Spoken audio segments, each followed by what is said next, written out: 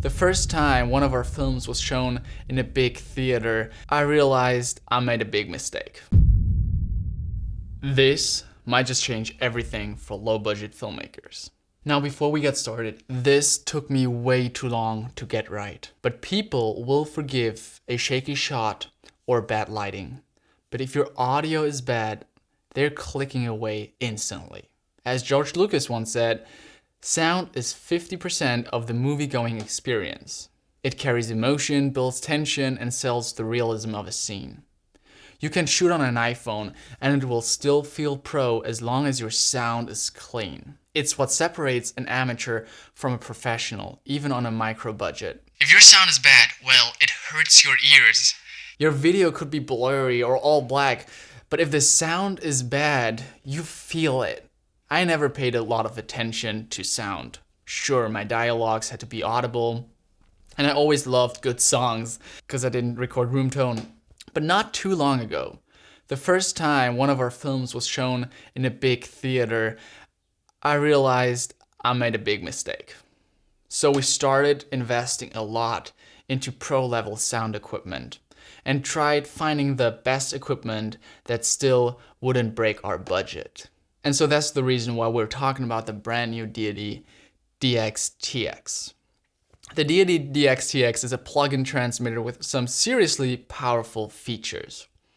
And that all packed in this small form factor. It's built for creators who don't have Hollywood budgets but still want that pro-level sound. Here's what makes it stand out. First off, 32-bit float recording. This means you can capture audio without worrying about clipping or recording to quiet sound.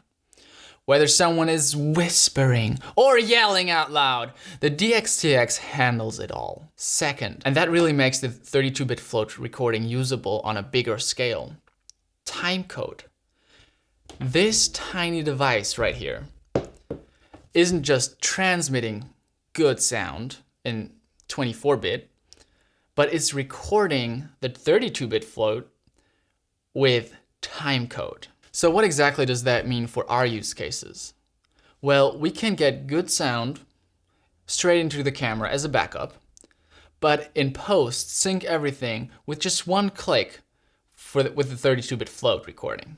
And all of this means safety and less work on set.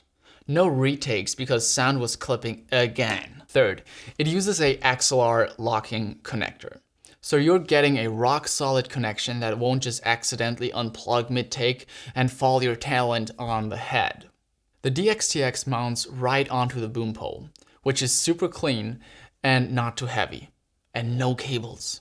You have a status LED on the bottom for boom pole operating perfect because it's enabling you to see, your power level and whether you're still recording, even when it's hanging up on a boom pole 10 feet away. Another thing that makes it really cool for solo shooters and small crews is the Sidus Link app.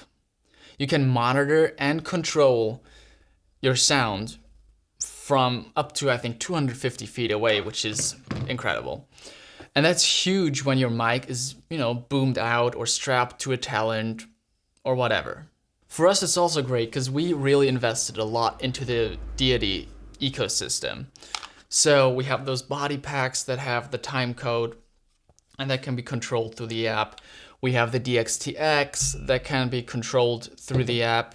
We have the receiving unit for the Deity DXTX, which is the Theos, hooked up to the camera, and all of that can be controlled with one clean app.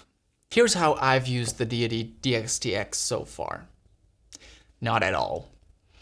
I just received it in the mail like 3 days ago, and I've recorded a couple of YouTube videos in the studio, but that's it for now. Right now, it works perfectly, seriously.